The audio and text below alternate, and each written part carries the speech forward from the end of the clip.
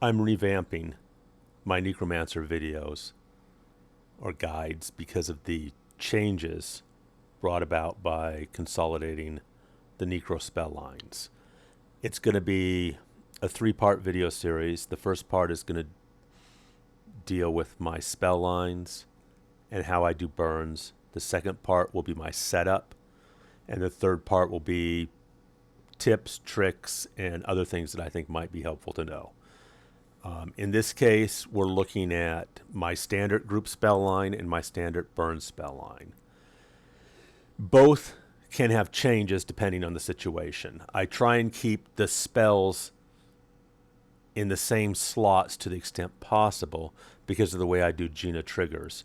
It makes it easy for me, and also makes it easy for me to remember when I hit one, I know I'm doing Pyre of Kragic. When I hit two, I know it's the combination disease. In the group spell line, I generally stick to the first 6 dots in terms of when I'm casting. If it's short 30-second fights, lots of 30-second fights, you're in a group, then I probably stick to Pyre, Oblivion, and probably Crystal Crawler Venom. And I wouldn't cast necessarily the Disease Dot or Pallet Haze or Grasp. Longer battles, we're like going on a minute and 15 seconds, then you might do the full set of 6 dots. If it's you've got 3 mobs in camp, hit your burns, take them all down at once. Generally, the way I cast spells, because of the benefit that comes from Assert for Blood, which is your synergy proc, I would do blood, ... blood, ... and that keeps synergy up all the time when I'm in the group. In the group setting, things that tend to get swapped out would be Mind Erosion if mana's not an issue. I might do Grasp or Leech get swapped out. In the group setting, it's nice to have Leech sometimes. It's another additional pet heal. It heals the entire group. I rarely use Soul Gouge, which is a tap. You can use it to create things. In Cascading Shield and Icy Heal, or when I'm pet tanking, if I'm not pet tanking, they might get swapped out for something that's usable. But it's the top 6 dots along with blood that are going to be my meat and bones. Now, swarm pets are very useful. They're good DPS. They're about 62k roughly, depending. DPS, so they're worth using. If you have a bard in the group and he has the DPS aura up, Aura of Margredor is the current one, I believe, then they shoot up to 82,000k DPS, maybe even 95k DPS, because they get the full benefit of the 25% overhaste and all the other little things that come with that aura. It's one of the few things that does affect swarm pets. Let's see. My standard burn line is lots of dots and pretty much in DPS order. So if something needs to be refreshed, you're going to refresh the lower numbers first. In other words, if Pyre of Klagrek needs to be refreshed, which is number 1, then you're going to refresh that before you would refresh 6, because number 1 does more damage. 3 and 4, Crystal Crawler Venom and Oblivion, are almost identical. They battle for top dog. Most of the time, I think Crystal Crawler Venom will come up, but I'm just saying that. They're really so close. It doesn't matter. You can do either one. The nice thing is Crystal Crawler Venom lasts longer. Oblivion's another 36-second spell. So Crystal Crawler Venom takes the edge in just not needing to be refreshed as much. Though if all fights are 30 seconds or less, go with Oblivion. Let's see. So this, as I said, this is a burn line. If the battle is going to go for 2 minutes, septic wounds is something you want to use. If it's going to be less than 2 minutes, then probably use ignite intellect. Both septic wounds and ignite intellect, unless you're going for a 2-minute battle where septic wounds proliferate, are going to be spells you cast when you've got nothing else to cast. In other words, all the things that need to be refreshed are refreshed. You've got your blood procced, and you still have time to hit another button. Then you're going to hit ignite intellect, or you will have already hit septic wounds at the beginning of the battle. This would be a named battle. So there's it for the spells. Now I will illustrate how I do a burn. And generally what I'll do as a burn is septic wounds if it's a 2-minute battle. And then I'll lay down the first 6 dots. That'll use up all my twin casts. I will have pre-procced chaotic power using Elder Beads, Eye of Zom. And then I would start interweaving blood every 3 spells, or as it needs to be procced. Get that in there and re-proc that up. Blood is your ADPS. It adds a lot of damage. It's one of the synergy. Necro synergy actually helps Bard chance quite a bit. Do keep in mind, when it says 30%, it's only 30% of critical damage. But when you're burning, you're going to be very close to 100%, or probably at 100% crit. So everything's going to be critical damage. So everything is going to be impacted by Defiler synergy. All of your group is also going to be critting much more often. It will help them more. So in a burn scenario, Cert for Blood, which procs Defiler synergy, becomes very important. And it does add some significant ADPS. So I weave that in as much as possible. So we've talked about the spells, but let's talk about how we actually handle the burn. I've kind of put together this chart. It's not original to me. A lot of people have done this before. EQ Freelance, the free raid group with its forums, is probably one of the best areas right now for finding out how to do your burns for the various classes, including Necromancer. The base crit rate is going to be 62%, and the max you can get that's useful is 100%. So you're going to always be trying to get from that 62 to that 100. And below I've listed some of the ways that you can add percentage. Obviously, Blightbringer's Tunic and Intensity of the Resolute take you right to 100%. The Bard Epic combined with Fierce Eye would be 25%, plus 82 is 87. Now you throw in Illusions of Grandeur, but actually you won't, because you're going to have Spire of Necromancy up, which puts you at 25%. So when you do your burn, you're going to be at 62 plus 25, 87%, because Spire of Necromancy also enhances your dot damage. So you're going to just need perhaps the Bard Epic or Fierce Eye. Bards traditionally use these both at the same time. If they are only working with Necros, it might make more sense for them to split them up. Do the Bard Epic, and then do Fierce Eye, and then the Epic and Fierce Eye, and they'll have them up 100% of the time.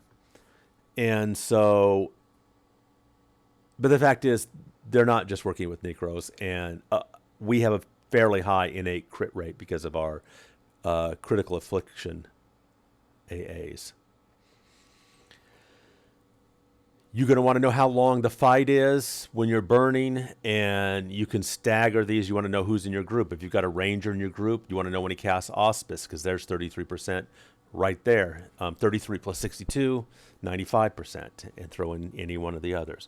If you've got an enchanter, you want to know about that. Bard, obviously great. In addition to your critical chance boosters, you also have critical damage boosters. Some are in both categories. Illusions of Grandeur and Spire both help your chance of critting, and they help the amount of damage you do.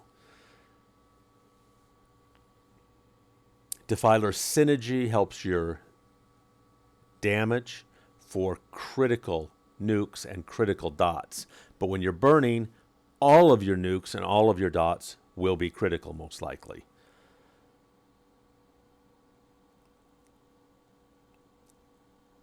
Like I said, if you know who's in your group and you know how long the fight is, you can play some percentage games. Below is kind of my burn without worrying about anybody else in the group, and it gives you the system. And I do these on social hotkeys because you want them to go fast.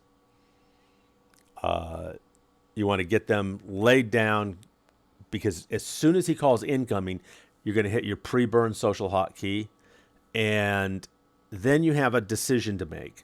Do I want to do my damage boosters now? If it's going to be a short fight, hit those right away.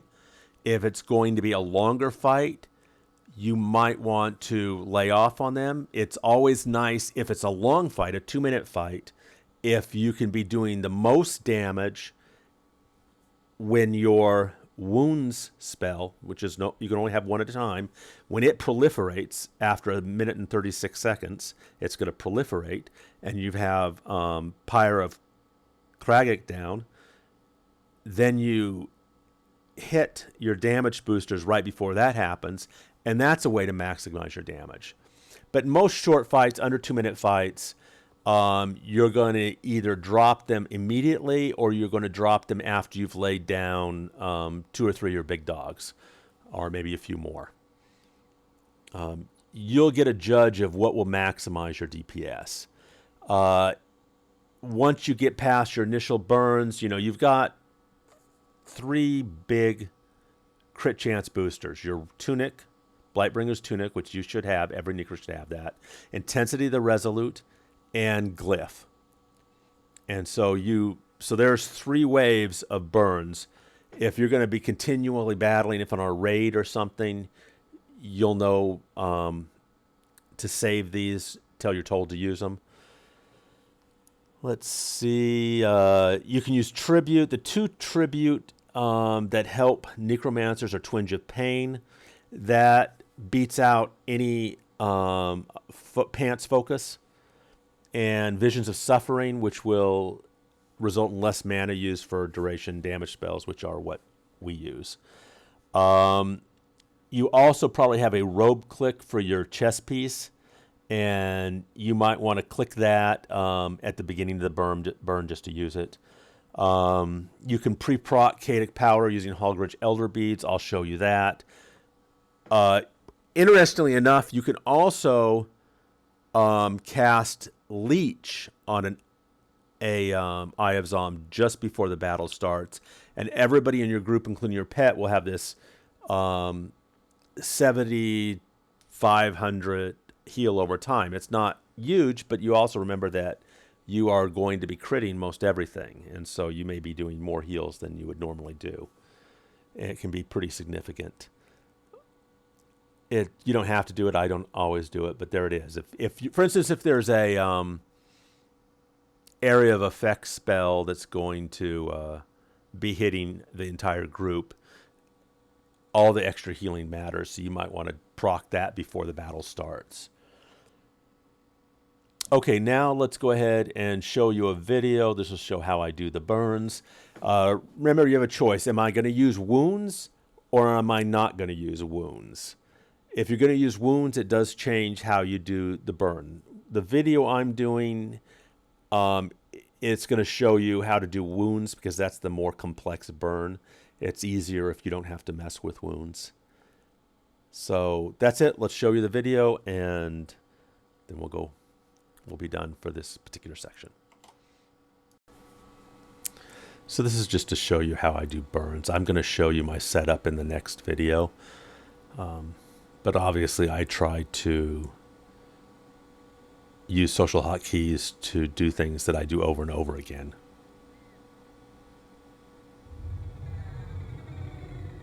Here I'm getting up my pet, I'm buffing my pet.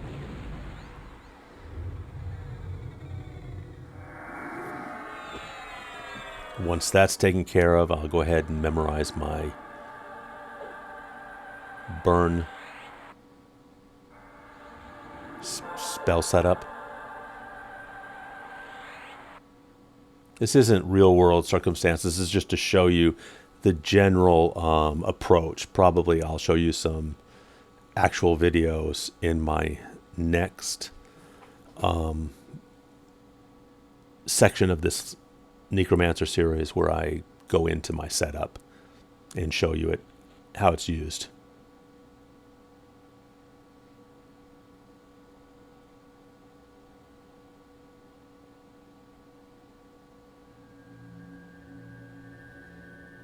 So here I'm using Holger's Elder Beads to proc Chaotic Power. Usually takes a number of tries. 4 is about average. Sometimes you get it in 2, sometimes you get it in 1, sometimes you have to take 7 times. You can always give up. You can also use this to proc or to use Frozen Leech. You can't use it to do mana tap because eyes have no mana. And I don't think it works on Grasp either, but it does work on Frozen Leech. So now we've got Chaotic Power up. We're hitting our 10.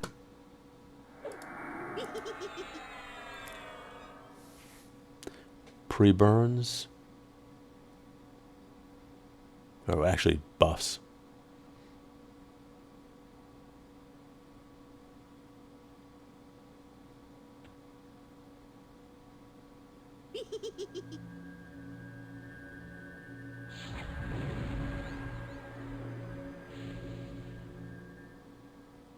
So yeah, pre-burns. I also, in this case, I have a burn social hotkey, but I'm not using it completely because of the way that I'm going to stagger with wounds and try and put off my big damage boosts until I'm closer to the proliferation phase. This is not, this is not excellent. I'm just kind of workmanlike. When I do a burn, if I get 1 million to 1.2 million DPS, that's that's competent. I feel really good when I hit the 1.4 to 1.5 range, and if I get to 1.6 million DPS, I feel like that's really excellent where I'm at. Your personal burns will be different, be based on your gear, your AAs. But if you've got all your group gear and you've got all your AAs done, your DPS AAs, then you're going to be hitting at least the numbers I get. This is not necessarily the best way to do a burn, but it's just kind of what I do. 4.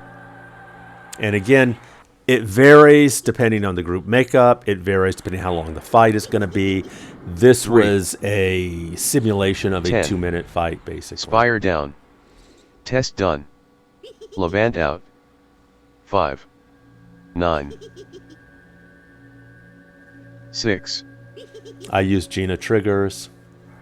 1. Helps make it easy for me to keep track of things. I've made all these triggers 2. so they're not 10. necessarily putting things 4. that other people have in their triggers. I just put Ignite. what I need, and I try and pair out anything that's 9. not directly telling me it's time to do something. 8. Sometimes towards the wounds. end, I have to get refresh more than 10. I can refresh at once. And again, I always default to the 3. lower number, the higher up on my spell bar. 1. So I will cast a 1 9. over a 5. 5. But I do try and refresh blood as often as possible because 10. that is helping the group. anyways, this is it for this video. I hope it's been somewhat useful. I know I haven't explained anything, so if you have any questions, feel free to ask. And I am going to be 9, covering, even to a certain extent, duplicating some of this stuff 10, in my upcoming video where I show my setup. I will talk to 1. you all later. Hope you have a good rest of the week.